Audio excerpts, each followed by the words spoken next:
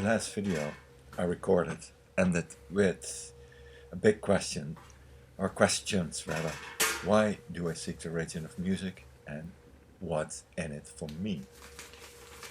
There's a link in the video description below this video if you haven't seen the previous video, which is all about the origin of music. So you can check that out there. In this video I will attempt to answer at least part of these questions. The specific questions concerning my motivation in respect to the looking for the origins of music are clearly tied in with my personal big question, which is, why do I do what I do? I am not sure if this needs to be answered or can be answered, but I can't help to think about this all-enveloping question. The first thought that comes to mind, and I think it's a general motivation for most, if not all of humanity, is to seek a sense of belonging. A longing for making sense of existence, of the world, a longing for meaning.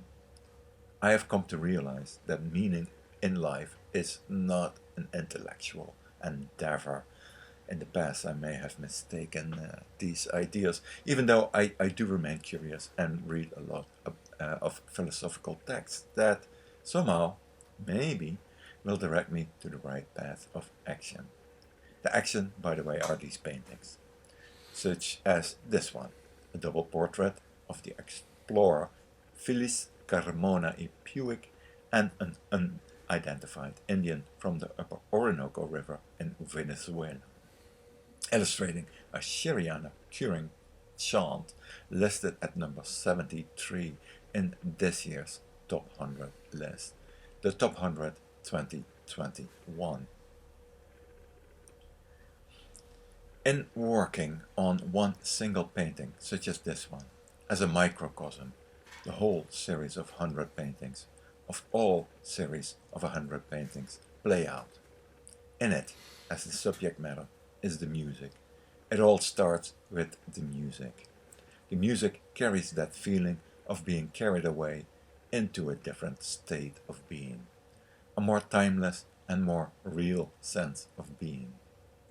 When hearing the Shiriana shaman in this curing song for the first time, you get a sense of being there, as part of the ceremony, as part of history, as part of a world that is different from the world you encounter when you balance your checkbook or bring your car into the shop for an oil change.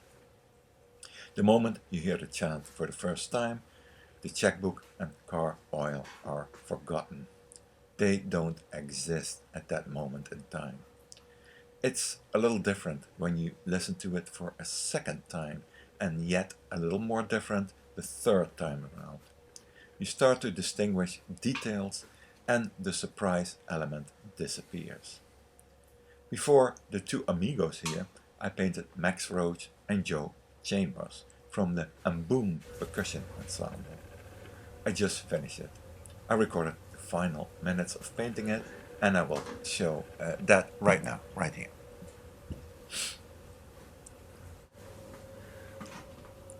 The Mamboom recording is perhaps not as transformative an experience than hearing, for the first time, the Shiriana shaman, or an unpretentious and spontaneous song a mother gets into when washing her child in the middle of the New Guinean jungle, as excuse me, as recorded by Charles Duval in the 1970s.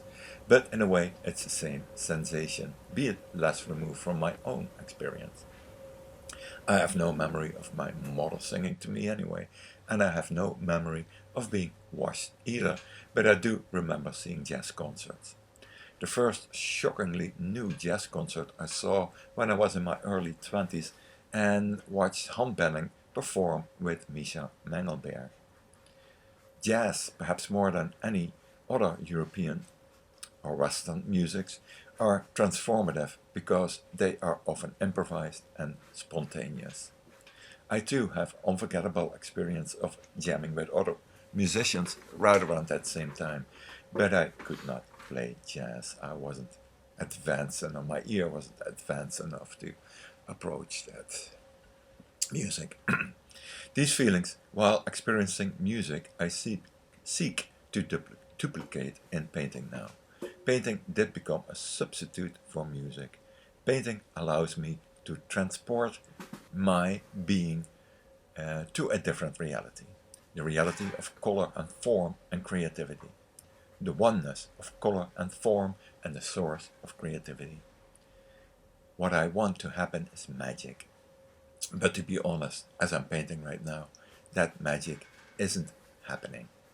And most of the time, making the painting is plain old work. The shift in consciousness is only there in moments. Moments of spontaneity and creativity that often occur after lengthy spells of plain work. In returning to the initial questions, I will talk a little about my initial interest in world music. In retrospect, I consider that there were two aspects of my budding interest when I was in my late 20s. First, the aspect of becoming elated by sounds I had never heard before.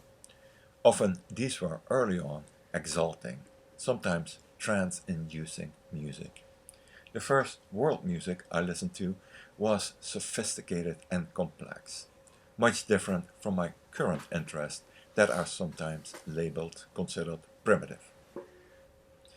Second, and I guess it's related to the first, is exotica, music performed by often half-naked people from all sorts of faraway locations, to identify oneself with the other, a stereotypical longing for otherness. Before shifting my main interest towards world music, I had listened primarily to music I could easily identify with.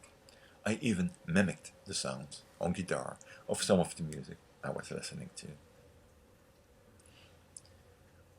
It is said that personal decisions are made to compensate for holes in one's being, that a partner is sought to fill in or round out for character flaws observed in one's self.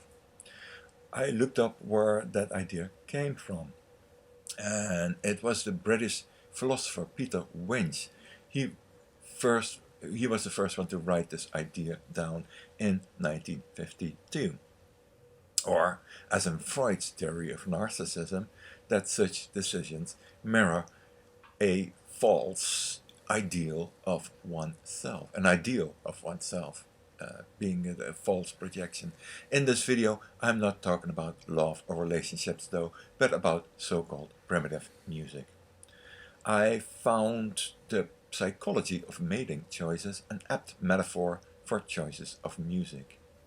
Do you seek a partner similar to you, to identify with, or would you seek an opposite, an exotic partner perhaps? The exotic or primitive has perhaps been the ultimate counterbalance for Western culture. In it is sought what has been lost or was always deemed missing in Western culture or in one's own life, the magic that is presumed missing. Without going any further into self-psychoanalysis, I can state that something in popular music was missing for me. Some real meaning. Some kind of magic that I recognized in the music of cultures that had remained somewhat isolated for most of the historical period. The irony is that with the recordings I so admire by ethnomusicologists, the subjects are in contact with modern technology, simply by virtue of being recorded and the playback of such recordings. As I move forward, I'm learning more and more about the delicate aspects of the history of ethnomusicology and about the us versus them philosophy associated with this. With this painting, I'm adding another variant to the double portrait theme of performer and ethnomusicologist I've been occupied with for a good portion of this year. Phyllis Carmona Epuig, who you see here, is an explorer. while about half of the paintings feature a musicologist. In the remaining half, the second portraits paired with the performers are bandmates, producers, anthropologists, filmmakers, and some odd ones like the Puig, the explorer, or Wong, the Korean poet whose portrait is next and that I started working on already. Feliz Carmona y Puig is from Barcelona, Spain, and was among the most famous of explorers in the 1930s and 40s. Several plant species are named after him. He discovered the famous Angel Falls in Venezuela, for example. This was during the time he set out to find the source of the Orinoco River in the Amazon. He got stuck in Venezuela, in South Africa at least, because of the outbreak of the Spanish Civil War in 1936 and subsequently the Second World War. He recorded the Sheriana Curing Song in 1942. The photo I used here is probably from around that time. I could not find anything on the Sheriana Indians online. They were either misnamed at that time that these liner notes were written, and the title was given to the song, but they simply don't exist within the rather large confines of Google. The area it was recorded in is the territory of the notorious Yanomami Indians. The Indians in the image here is most likely a Macaritere, or Yekawana as they're often called, nowadays called, also from that same area, which is the Sierra Parima, the mountainous region on the border with Brazil, where this shaman was recorded too. I have not been to any of these places. I've been painting, save for Sikkim, a protectorate of India bordering Myanmar, and a location also presented in this top 100. Here is where I spotted the Dalai Lama. He was in conference with several monks. I didn't meet him, but just seeing him made a lasting impression on me.